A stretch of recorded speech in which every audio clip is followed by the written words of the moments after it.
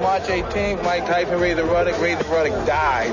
If he doesn't die, it doesn't count. If he's not dead, it doesn't count.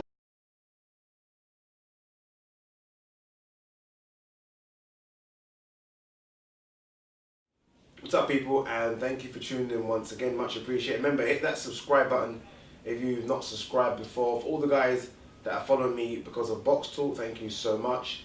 And I hope to give you guys video after video after video because I've got the video bug right now and I just want to record and talk a lot of boxing. Alright, subject matter. Should Manny Pacquiao retire? Simple answer is no.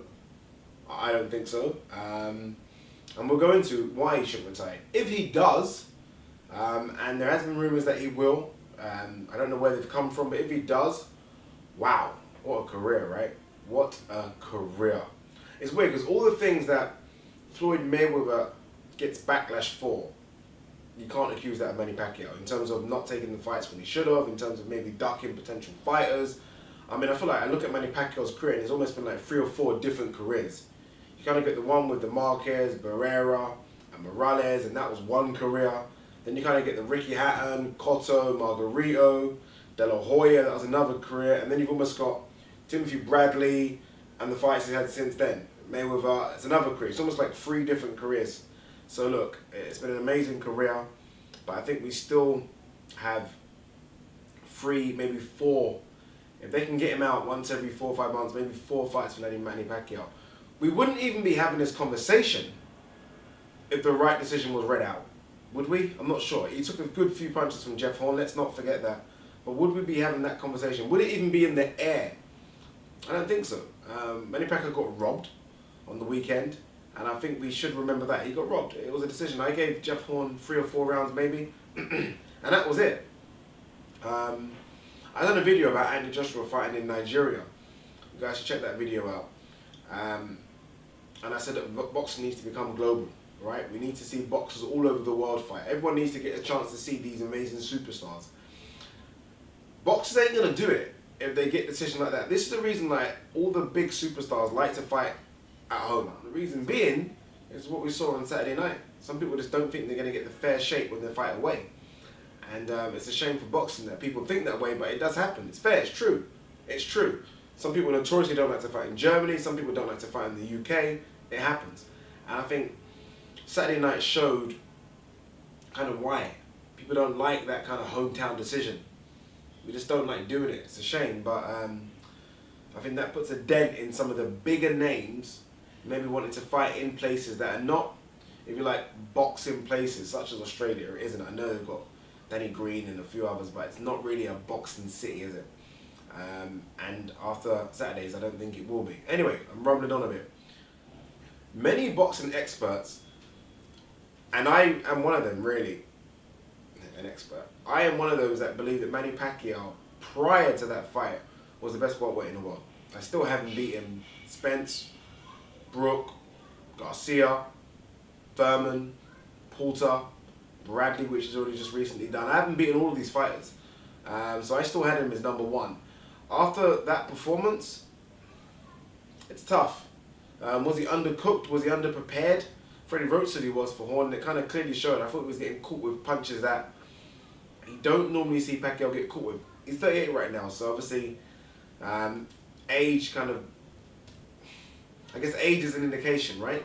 I mean, even the great Floyd Mayweather, when you watch the fights against Maidana, got caught with punches that 4 or 5 years ago he's ducking and laughing and looking past them as it goes along. Age will tell, and someone like Manny Pacquiao, whose defense wasn't always the greatest anyway, is definitely getting caught with a lot more shots than he should do. Horn's not a puncher either. I mean, you question if that was Spence in there or Thurman or Brook, guys that we know can bang a bit. You know what I mean? Is that a problem? Financially, what does Manny Pacquiao do? Look, he still has issues financially. He's been chased, we know this, for $75 million by the Philippine tax authorities. That case doesn't seem to be going away. So he doesn't even have the opportunity to decide whether he wants to fight or not. I think simply financially, he's got to fight. And I think what Bob Arum done was roll the dice with going to Jeff Horn. It was almost a case of quick money. It was supposed to be an easy win.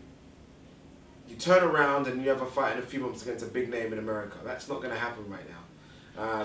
But everyone still wants to fight Pacquiao. What if I was Pacquiao? Do I take the rematch? Of course, take the rematch in America, get your WBO belt back, and have a couple more big fights. Crawford possibly, that's fights. Obviously Crawford's got a fight in Ndongo. Crawford will probably beat Ndongo, then Crawford will probably fight him at 147.